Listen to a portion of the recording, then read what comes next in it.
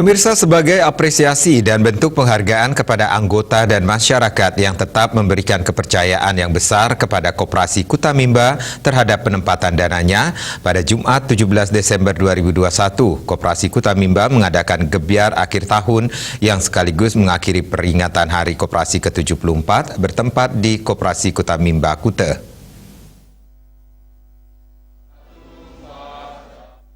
Kegiatan bertemakan tata kelola koperasi modern sebagai upaya meningkatkan layanan untuk mempercepat proses pemulihan ekonomi anggota.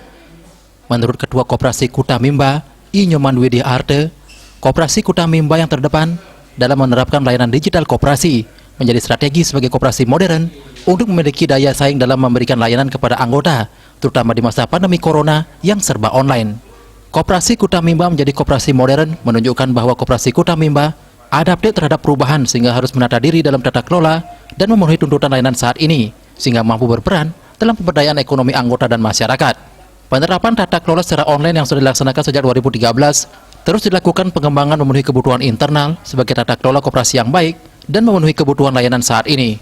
Sampai saat ini walaupun di saat pandemi, Koperasi Kuta Mimba tetap eksis memberikan layanan simpan pinjam kepada anggota. Walau aset menurun, tetapi perputaran kas masih sangat baik berkat partisipasi anggota dan masyarakat yang luar biasa dalam memanfaatkan layanan yang diberikan berupa aplikasi layanan Kuta Mimba Mobile.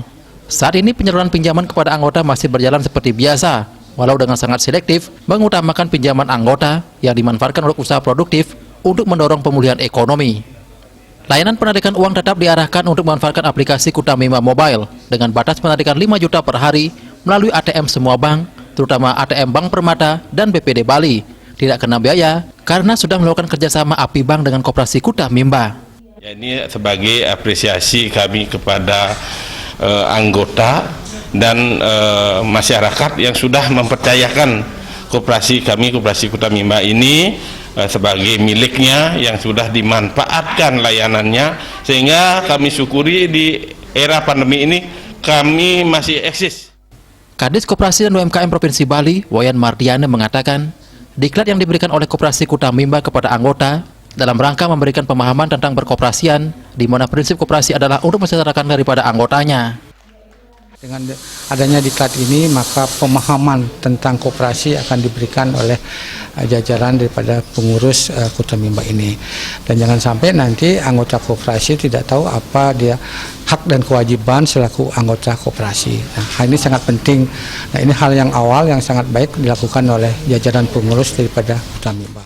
Koperasi Kuta Mimba sebagai koperasi yang diamanatkan Undang-Undang Nomor 25 Tahun 1992 yang seutuhnya milik anggota dan benar-benar memperjuangkan kesejahteraan anggota yang mengutamakan memberikan manfaat yang dapat dirasakan oleh anggota. Di samping layanan aplikasi Kuta Mimba Mobile juga memberikan manfaat lainnya seperti santunan kematian untuk anggota sampai 10 juta. Saat ini jumlah anggota sebanyak 7.422 orang dan memiliki aset sebesar 184,5 miliar rupiah lebih. Pinjaman yang diberikan mencapai 131,8 miliar rupiah lebih. Saputra Bali TV.